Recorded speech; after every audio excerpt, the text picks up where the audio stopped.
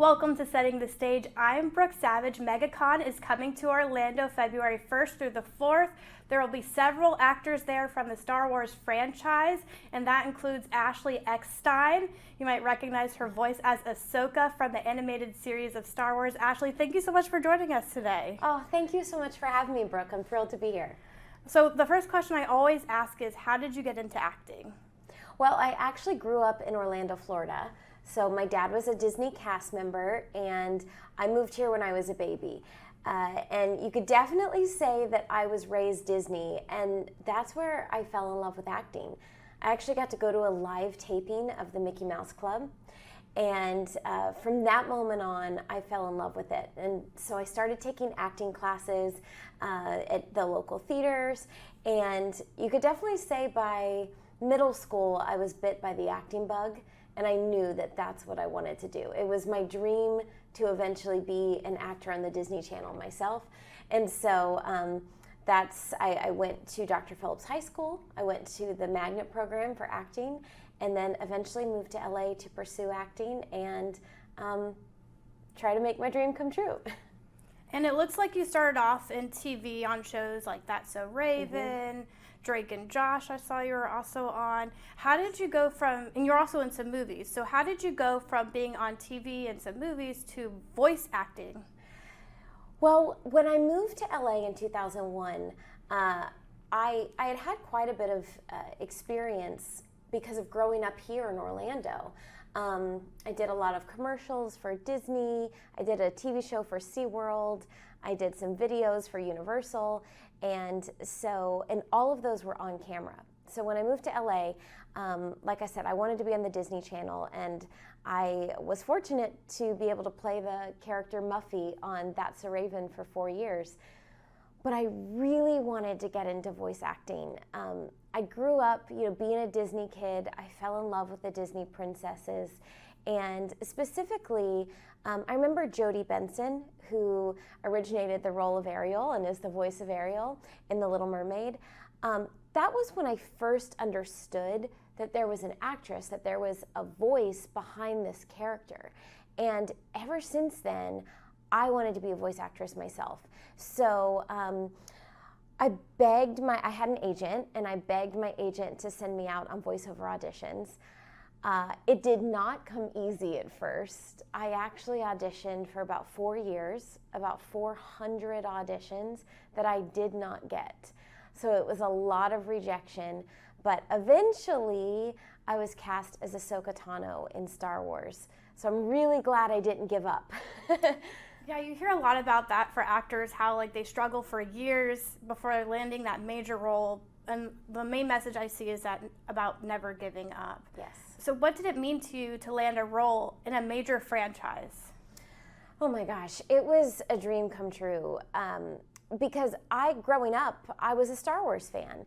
My earliest memory was as probably 3 or 4 years old, watching Star Wars in my living room on VHS. And then I remember the ride Star Tours coming to, now it's Disney's Hollywood Studios, but back then it was Disney's MGM Studios.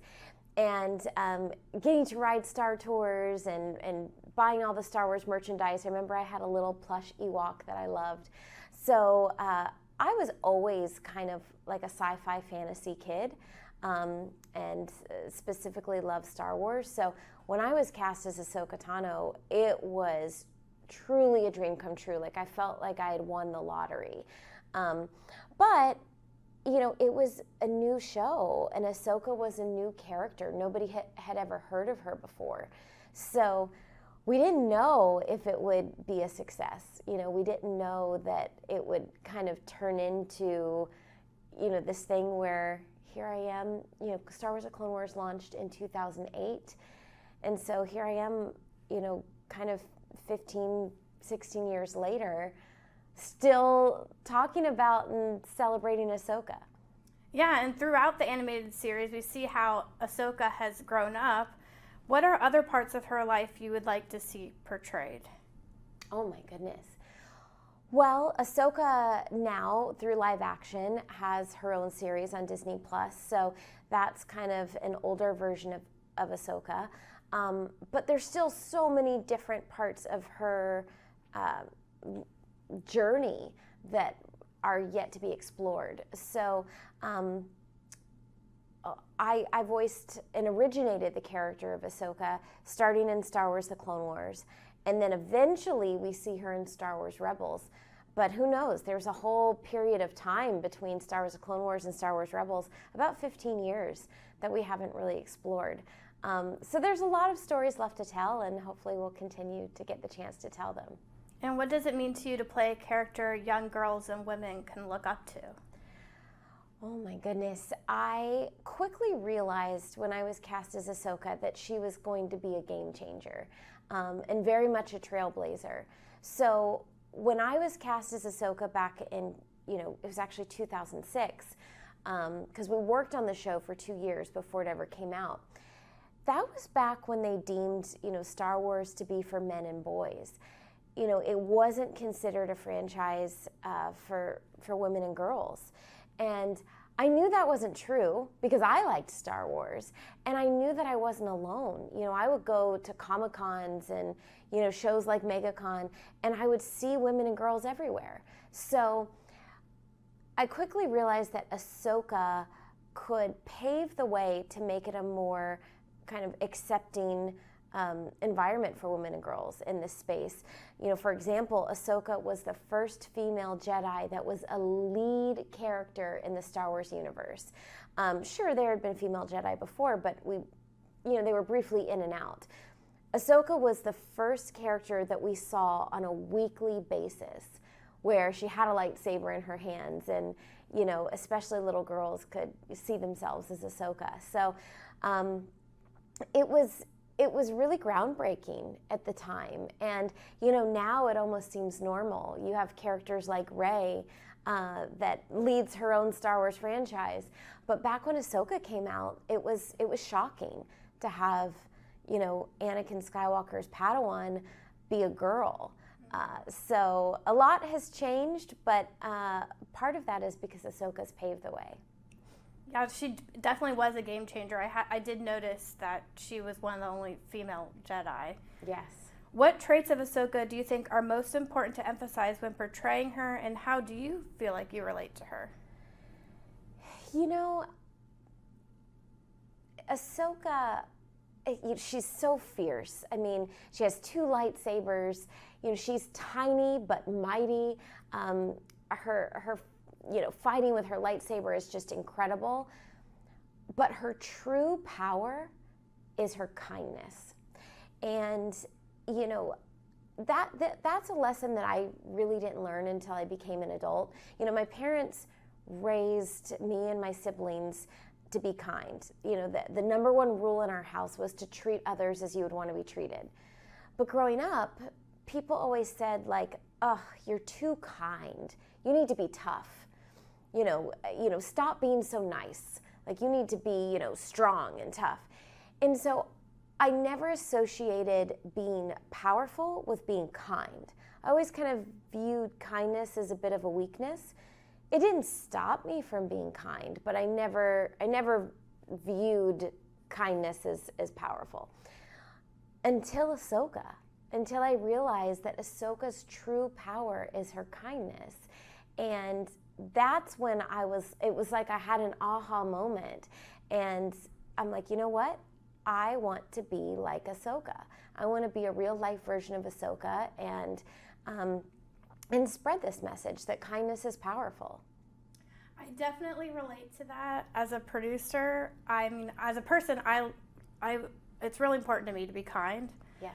But people are always telling me, "Oh, you're a producer. You need to be tough and stern." So I feel like I myself am trying to still be myself, kind, while also being a producer. So I definitely relate to that message as well. If you didn't play Ahsoka, I always like to ask this question. If you didn't play Ahsoka, who else would you want to play in the series? Oh, that's a great question. Well, I have to say that I wouldn't play this character, but I have to say my favorite Star Wars character is R2-D2. And R2-D2 has been my favorite character ever since I was a little girl. But if I could play another character, Um, oh gosh, I don't know. I mean, there's all sorts of new Jedi in a series called The High Republic, and there is this character called Avar Kriss that I kind of look like. So that'd be kind of fun. But, also I think it'd be fun to play one of like Padme's handmaidens. That'd be a fun role. And just, I don't know, any other Jedi I think would be a lot of fun. Take us behind the scenes. How does voice acting work? Do you record here in Orlando? Do you record in LA? Where do you go? Who do you record with? So when we record an episode of a Star Wars show, it takes one day, about 4 to 6 hours, to record one episode. Normally we record it in LA, but if we can't be in the studio in LA, then we can go to any studio, wherever we're at. So I've definitely recorded some Star Wars here in Orlando, because this is my hometown. So I have a studio here that I go to, and but it's nice with Star Wars because we get to record with the rest of our cast. So we really get to know each other. And have that bond, really create that bond. For example, Anakin Skywalker and Ahsoka Tano are like brother and sister. And if I didn't record in the same studio as the voice of Anakin, who is Matt Lanter, who's also going to be at MegaCon, if I didn't, really get to know him, we wouldn't have that same chemistry. So me and my fellow castmates, we've been recording together since 2006, and we're all really, really close. We're all one big family. And so you're based here in Orlando? Yes. So tell us about I know you mentioned it a little bit, how else do you feel like Orlando has shaped you growing up here? What are some of your favorite local businesses? What do you like to do here in Orlando? Tell us about that. Oh my goodness. Well, I'm very proud to be from Orlando. As I mentioned, I'm definitely a Disney kid. My dad was a Disney cast member. My mom was a teacher. And so in many ways, my mom would use Walt Disney World as our classroom. She would always take us to all different opportunities that were going on at Walt Disney World and use it as a teaching tool, really, whether it was a live taping or whether it was, a meet and greet with, a celebrity. She really wanted to give us tangible experiences where we could see other people doing the same dreams that we wanted to do. So I would say, that's my biggest thing about Orlando with all the theme parks. There's always something going on, and oftentimes it makes your dreams tangible. Like I could actually go and watch Broadway performers sing at Epcot Festival of the Arts. You can, I did Disney Star Wars weekends for many years. You can go and meet your favorite Star Wars celebrities. MegaCon is a great example. You can go and meet so many different celebrities of all your favorite shows and movies. So there's always something going on, and it provides opportunities for you to actually see your dreams. I mean, sometimes the difference between making your dreams come true is actually making it tangible and seeing like, this is possible. I can do this. It's right in front of me. Versus if you don't actually sometimes get to go and see it and touch it and be a part of it, it can feel intangible. Mm-hmm. Does that make sense? Yes. So, and how does it feel to be back at MegaCon? What is your favorite part about it? Oh my gosh, I love going to MegaCon. This will be my third time at MegaCon. And it's one of the biggest conventions in the nation. So as Orlando, we should be very proud because, people come from all over for this convention, but a lot of people from Orlando really, they turn up for this. They show up. So I'm very proud as a hometown girl to be a part of MegaCon, and just what an incredible job they do here at MegaCon, and just to see the fandom. I mean, the feeling inside of it is electric. There's so many people, and just the excitement with everyone there. I don't know, it's definitely, the feeling of excitement is contagious. Okay, last question for fun. What color would your lightsaber be? Ooh. Well, you know, I would probably pick white, and I'll tell you why. Because Ahsoka starts out with a green lightsaber, and then she goes to a blue lightsaber, and then a white lightsaber. And I like what the white lightsaber represents. It represents that she's neutral and that she just wants to help everyone, no matter what. Ahsoka has a line in the final season of Star Wars: The Clone Wars where she says, "In my life, when you find people who need your help, you help them, no matter what. I guess it's just who I am."